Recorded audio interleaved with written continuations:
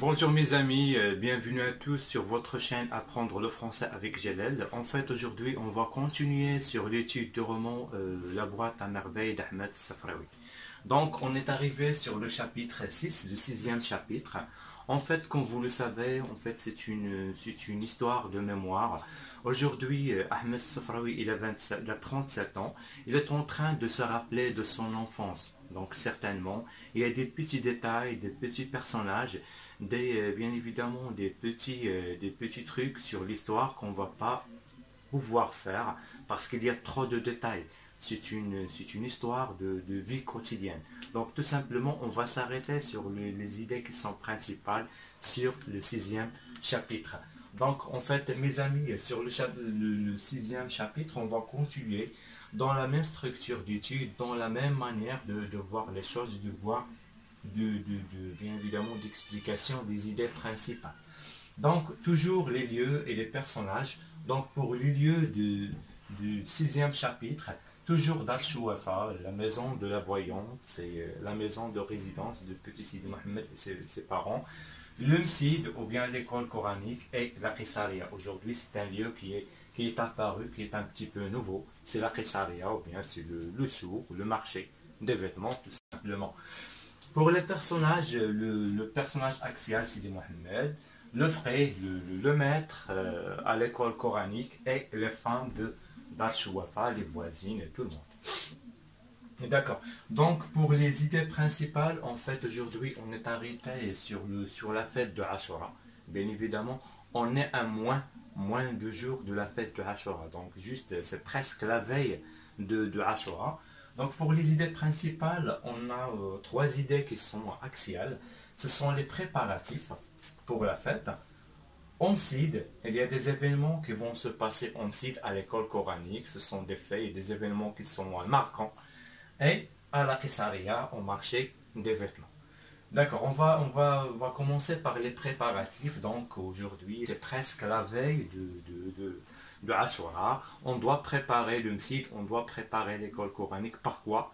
Par le nettoyage et par le blanchissement des murs.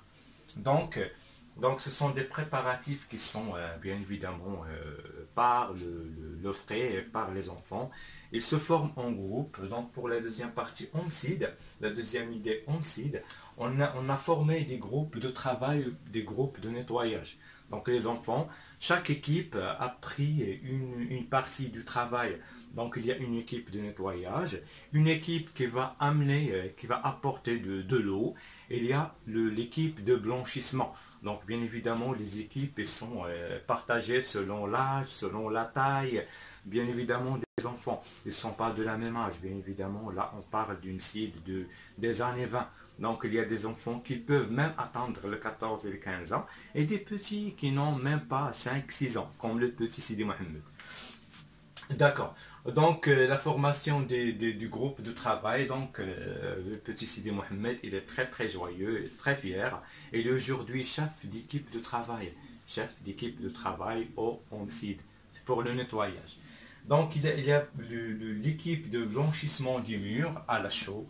Donc le blanchissement, tout simplement, on est en train de blanchir, de mettre une peinture traditionnelle à la chaux. À la chaux, tout simplement, c'est une matière à la marocaine gire. D'accord? Et l'équipe qui va frotter le sol à grand eau. Il est généralement formé par les petits enfants qui vont amener de l'eau pour bien évidemment pour remettre de l'eau sur le sol et pour nettoyer à grand eau.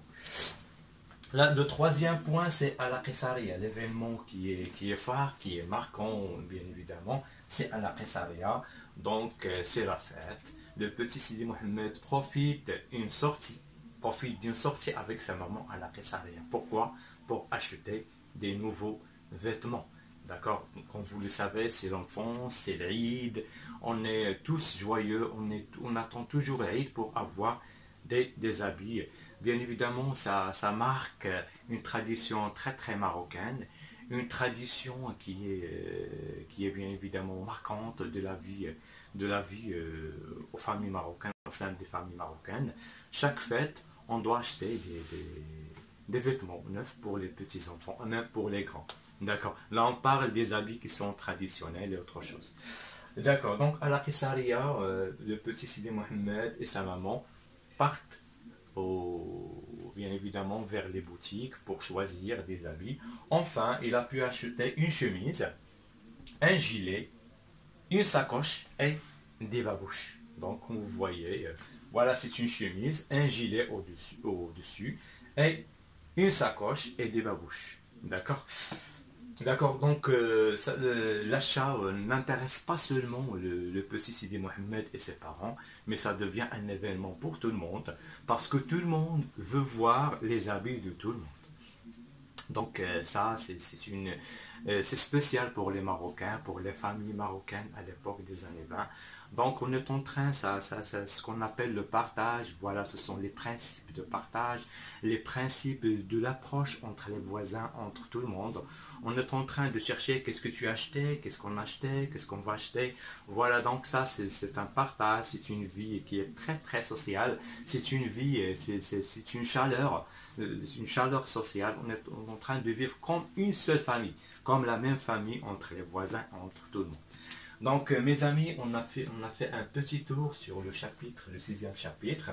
On a pu éclaircir les points qui sont phares du 6e chapitre. Comme vous le savez, c'est une histoire. Donc, Asdiqa'i Sadiqati, vous êtes appelés. نطلب منكم tout simplement faire une petite lecture du 6e chapitre pour bien comprendre entre les lignes ce qu'il y a entre les lignes. Donc, comme vous pouvez le constater, هذه واحد القصة ديال الحياة، c'est une biographie، واحد mémoire، ذكرى كيرابورطيها اليوم اللي كيعاود يردها للحاضر أحمد الصفراوي تو سامبلومون من خلال واحد الحكي يومي ديال الحياة اليومية. غادي يتطرق لأمور كثيرة على مستوى الشخوص، على مستوى الأحداث وعلى مستوى الأماكن. دونك مطلوب منكم فوز ابلي بيان ليغ، مطلوب منكم انكم الفقره اللي غادي تكون قدامكم في الامتحان في لي كونترول غادي يكون عليكم باش تقراوها une très bonne lecture. D'accord. Vous allez devoir répondre à des questions qui sont très bien enchaînées. Donc là, sur le chapitre 6, on est arrêté sur les points essentiels. هضرنا على الأحداث المهمة، على الشخوص، على الأماكن كذلك المهمة اللي من بعد غادي تنفعكم انكم pour répondre à la question de situation du paragraphe. Vous allez devoir situer le paragraphe, la partie, c'est-à-dire تعطيو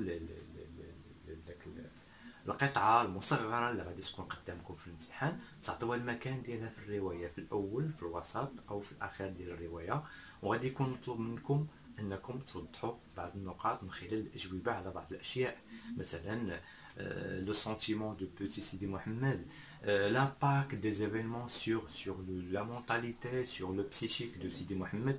Donc كنتمنى أصدقائي صديقاتي بأن التوضيح ديال الأفكار في الشابتر في المقطع السادس أنه يكون نفعكم وتستعنوا به في الامتحانات ديالكم.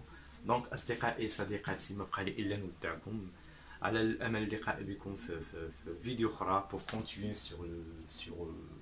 sur la même œuvre de أحمد الصفراوي.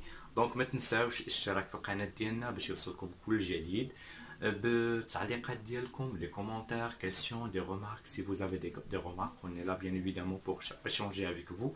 Donc أصدقائي صديقاتي كنتمنى لكم يوم سعيد. Je vous remercie pour d'avoir suivi notre vidéo et très bonne journée. Merci beaucoup.